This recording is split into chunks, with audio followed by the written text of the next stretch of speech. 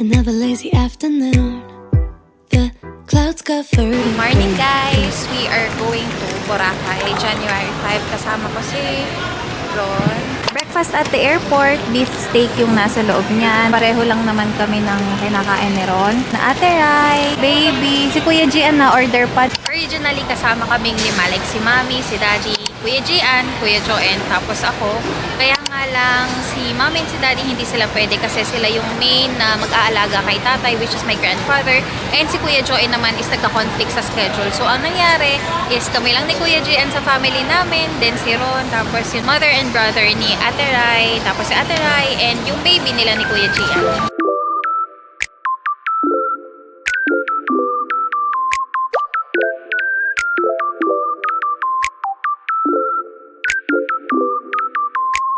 We are fully settled in. Hindi muna siguro kami maglilibot-libot kasi masyado na ding alangan. So, chika ko na din guys kung anong nangyari kanina. 2:10 or 2:15, umakyat na kami. Umakyat.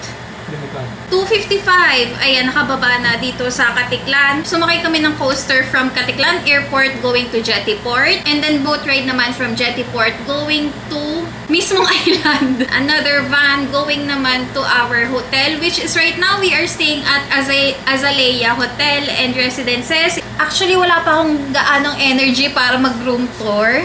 Mamaya na lang daw. Pahinga muna kasi nakakapagod talaga. Hindi, Henan Lagoon yung katabi natin. So, parang nag-enjoy si Ron sa bag ko Oh. Hindi, kasi siya muna yung pinagdala ko kasi yun nga, nagbablog ako. Hinahanap namin ang D-Mall para mag-dinner. Yan, ito na pala yung D-Mall.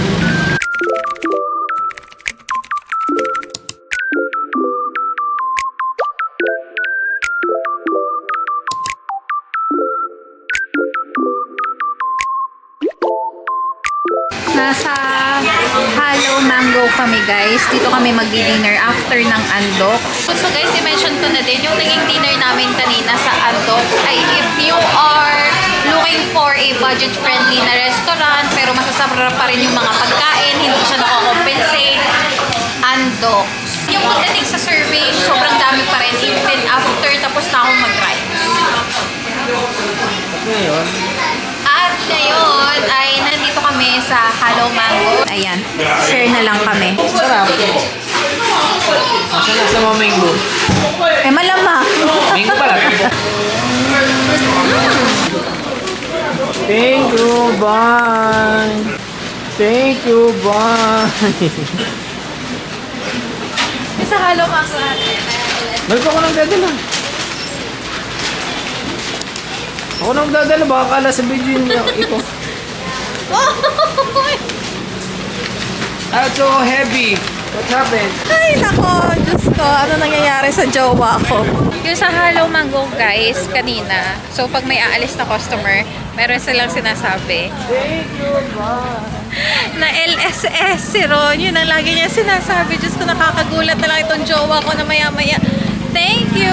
Bye. Oh, nice. Pakita mo, pakita mo.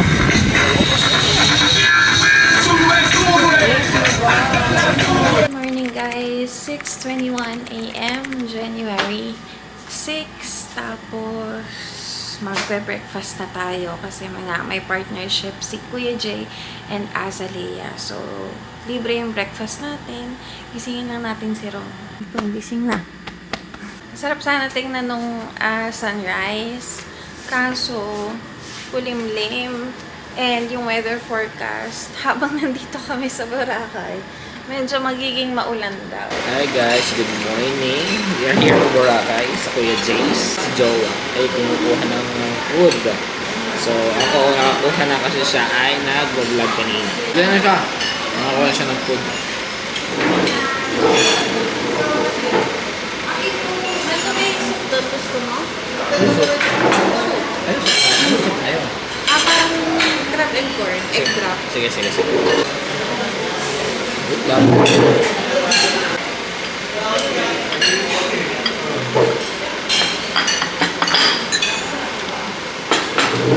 For our first day in Boracay, here's my breakfast. Pork adobo, bangus, hotdog, and rice. Ano yan, Tapos boneless? nagsama din ako ng pancake.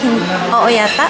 Tapos kay Ron lumpia. May hotdog din daw siya. Tapos egg. Tapos rice. Tapos canton gisado. May daing ka, no? Sisilipin lang namin yung beach. And yung weather medyo alangan eh. So, ito na yung dagat ng Boracay. And kita niyo yan, no? Medyo kulimlim dun sa port na yun. Magbabasa lang kami ng konti ni Ron. Hindi naman kami magsiswimming kasi mga nakapantulog pa kami. Pero wow, sarap na ang tubig. Ayan. Nagpipicturean lang kami ni Ron kanina. Tapos, lumapit si Kuyang naka-red. Sabi kung magpapapicture daw kami. Ang gaganda ng mga shots na pinicture niya sa amin. Tapos sinuruan niya pa kami ng mga poses. Pabalik muna kami ng hotel para magpalit into our swimwears. Kasi kita niyo, ay ako lang ba? Kasi kita niyo nakapantulog pa kami. Ang taray ng elevator, may music. This is my OOTD for our first full day here in Boracay. Meron na ako swimwear underneath, but itong cover up is from Shopee. Plain white shorts from H&M and tote bag from Shopee as well. Para hindi ko na masyadong laging bit-bit na high maintenance yung heart-shaped bag from Kate Spade.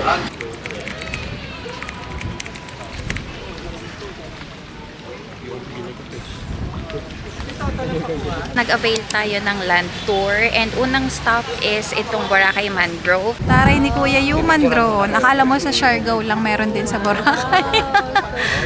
Ang galing. Ang galing! After ng Boracay Mangrove, nandito naman kami sa Bulabog Beach. Mamaya pupuntahan namin yung naka-slant na coconut tree kasi isa yun sa mga tourist spot dito sa Bulabog Beach or Boracay as a whole. And dito pala pag masyadong malakas ang alon, dito sa Bulabog Beach ginagawa yung ibang mga water activities. Pero ngayon, ang ganda ng mga nakikita ko. Ang tawag pala dyan sa sport na yan ay kiteboarding. Tapos dito sa left side namin, ayan, yan yung kilalang coconut tree dito sa Bulabog Beach. Dapat pupunta kami dyan para mag-picture-picture. Kaya nga lang from here, from where we're at, parang ang haba na agad ng pila. So sayang, baka wala kaming gaanong mapuntahan. So itong guys, nakikita nyo, ayan, Romblon na yan, tapos Kabila Mindoro, tapos konti pa Batangas. Pwede na kaming umuwi. Go push. O, mag-human drone ako. Walking! Are you excited that you like this? Are you enjoying this tour? Walking! Wow, kita na namin yung ano. Oh, wow! Taas pa pala. Mataas. May mas mataas pa. Uy, may Go. tataas pa ba? Go. Tara. Baka nalulula na ako eh. Tiyan ka na? Hinike namin tong Mount Luho para makita yung talagang overview of the whole Boracay Island. Mayroon pa siyang pataas, kaso 2 flight of stairs pa, kaso nalulula ako. Si Ron nag-try, kaso nalula din siya halfway. Kaya dito na lang kami magsesettle. Maganda din naman ang view. For sure, mas maganda ang view sa taas. Pero yun nga, nakakalula. Baka hindi mas Hi! Ang galing naman ng baby, hindi natatakot. Umakyat sila. Ayan, naunang bumaba si Ron, pero... Ha? Marco, ingat ka dito. Oo. Bakit ka maluk? Dali kami. Uy, wow! Ganda. Nalula ka?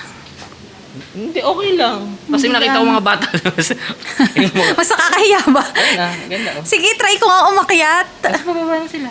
Ay, Sige, kung gusto mo. kung kailan ako Ay, nagkaroon... nandun pa pala si Bebe. Ito, i-video mo doon oh. Bebe! Reflection siya eh. Sa reflection. Isa mo. Rap-rap! Ayan, pabalik na tayo ng e-trike, pero nakataas naman tayo dun sa highest point of Boracay daw wherein nakita yung buong Boracay Island. However, I was there for just like a minute and a half kasi biglang umambon. Video ga to. Ay, sorry. Ay, sorry. Kita daw tayo. So, nandito lang kami sa Puka Beach. Ito yung third stop ng aming land tour. Malakas dito yung alon. Ayan kung madidinig nyo. Kaya parang hindi pa okay mag-swimming.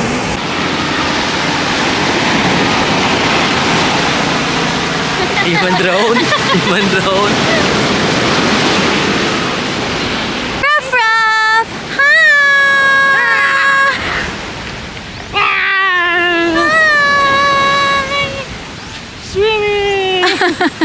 nakikipaglaro siya kay Ron, sumasama siya kay Ron, samantalang sa akin, naninang niya, tita niya, ay, ay, ang cute! Umiiyak! 1, 2, 3! Ay, kasanda mo na, nakatingala yung... Tingin ka sa kama, ayun ang baby. Rap, rap!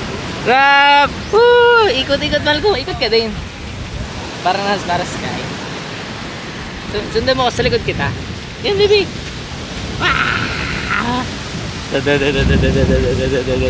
Uy, malihino naman, mahal ko. Sabi, nakikipaglaro kay Ron, sumasama kay Ron, samantalang sa ninang o sa tita, umiiyak pag kinukuha.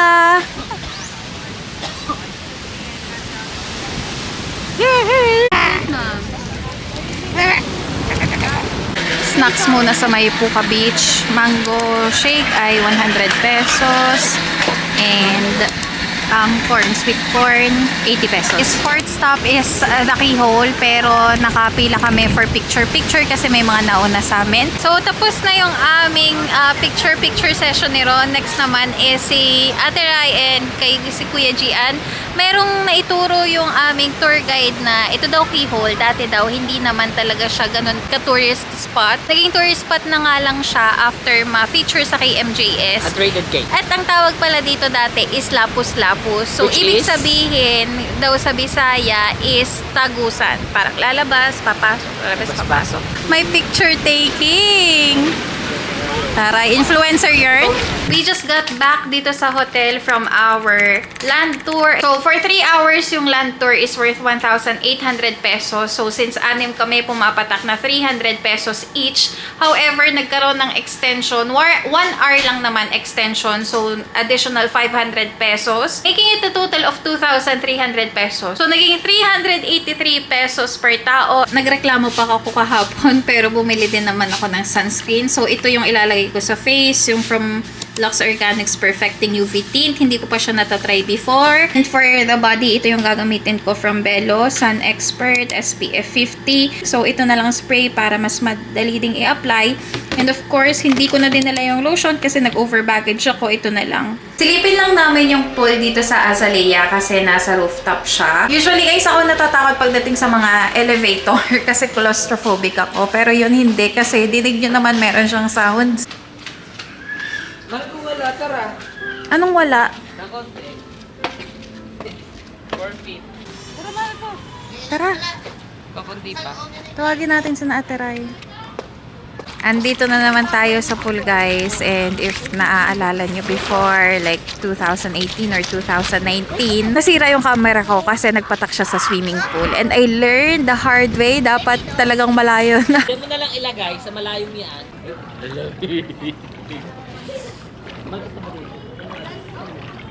Tapos na kami mag-swimming. Grabe, sobrang lamig. Mainit naman or okay naman yung water, pero kasi mahangin kaya nagpapaad ng lamig. Hindi ko na din nila yung camera ko. So, kung mapapansin nyo, medyo nag-iba ng quality. Pero right now is 5:58 and ayun, si Ron. Siya lang nagsiswimming. Ayoko kasi tinatamad ako. Kakatapos lang naming mag-swimming doon sa rooftop sa Azalea, and sabi ni Ron, bisitahin daw namin yung mismong dagat. So after naming mag-swimming sa rooftop, ano bang ginawa natin? Nagpunta tayo sa beach.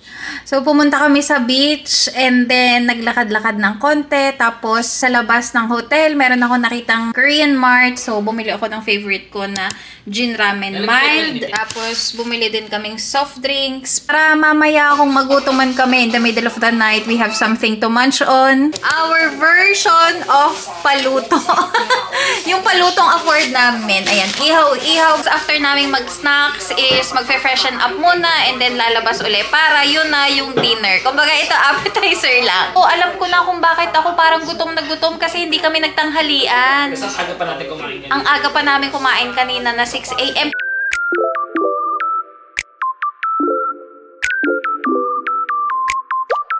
8:52 na guys, and now pa lang kami magdi-dinner dito sa Haraan. Ayan, syempre kasama ko si Ron. Yung in-order niya ay inasal pecho, and then meron din kaming pakbet. Tapos ito sa akin, bistek Tagalog, plus 30 kung may rice. Nagtagal na din kasi kami kasi ang daming options. Hindi namin maintindihan kung saan kami kakain. Tingnan niyo yung steps na inano ko, 15,154 steps. First time in a long time yata. Back at Hello Mango. Dapat kasi magsa-Starbucks kami, pero masyado nang malayo. Pero ibang branch naman to. Ito yung sa may beachfront. Chill-chill na lang kami dito sa pinaka-lobby ng hotel. Yan, dito na lang namin uubusin yung Hello Mango. But I'll be ending the vlog here, guys. Maraming salamat sa panonood. That's it for our day 1 here in Boracay. Tomorrow it's going to be day 2. May mga activities pa. So, see you again on the next one. Bye! Day 1 pa lang, dami na. Day 1 pa lang, pagod na kami. Ay, wait lang! Before tayo mag-end, naka 18,473 steps tayo kasi nilibot natin ang Station 2 to Station 1, back to Station 2 to Station 3, back to Station 1.